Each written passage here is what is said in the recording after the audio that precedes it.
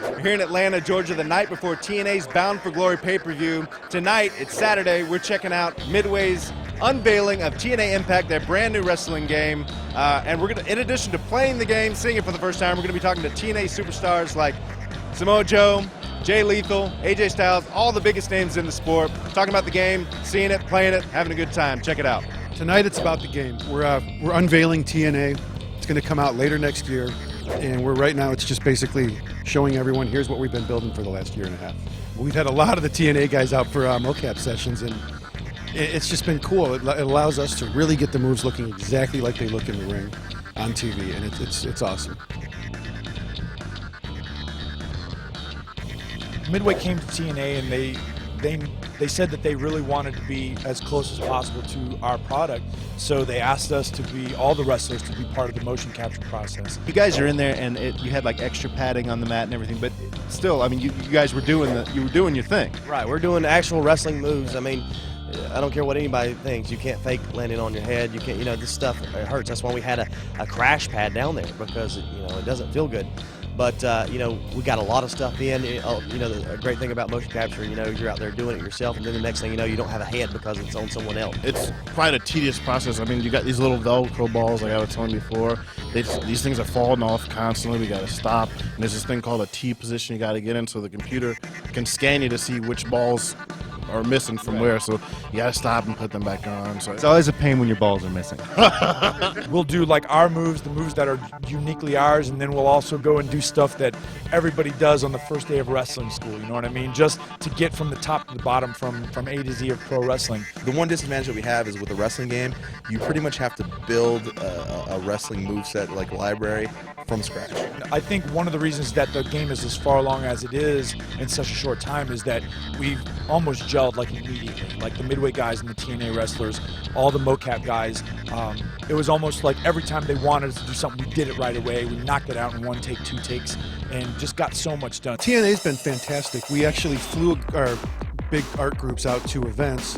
We did long photo sessions with each of the wrestlers. We also have a portable head scanner, so we did 3D scans of their head, and our artists completely recreated the guys, and it's really cool. On top of that, when we took photos, we actually used the photos for the texture. There's no hand-painted textures in the game.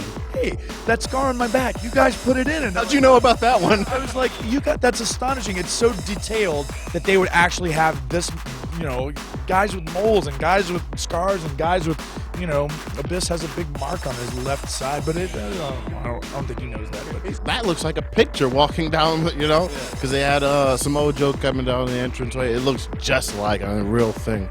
You can see the sweat dripping off him and everything. It's unreal. The attention to detail that they put into it, it's going to make this game mean so much to the TNA fan and the video game fan. So who's the best gamer backstage?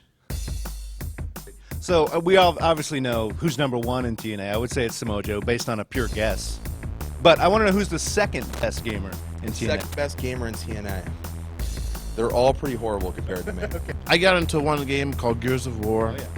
I'm not real big into the shooting games, though. Especially, I like to see my character. Okay. I'm not big on the, I can only see my gun moving around. Halo, of course, is the game of choice this week. And Big Orange Box just came out, so we're doing a little original Team Fortress guy right here. What class do you play? Come on, heavy. I actually played a lot of Animal Crossing. I was playing that on the plane today. See? You know what I'm going through. You got like peaches or pineapples? I need them. Actually, I was stuck with apples. Oh, yeah, I'll hook you up. I got oranges. I got into a game called Oblivion. It's an RPG game. Final Fantasies are a big one. I even went back to Virtual Pro Wrestling 2. I don't know if you've heard about this game. It's from Japan. It's the most awesome wrestling game I've ever played. Of course, if there's a feud that needs to be settled, if there's trash that's been talked, that's just irreparable damage has been done, and that's settled over like an NBA Street or like a Madden. And I feel that video games is definitely 50% of my life still.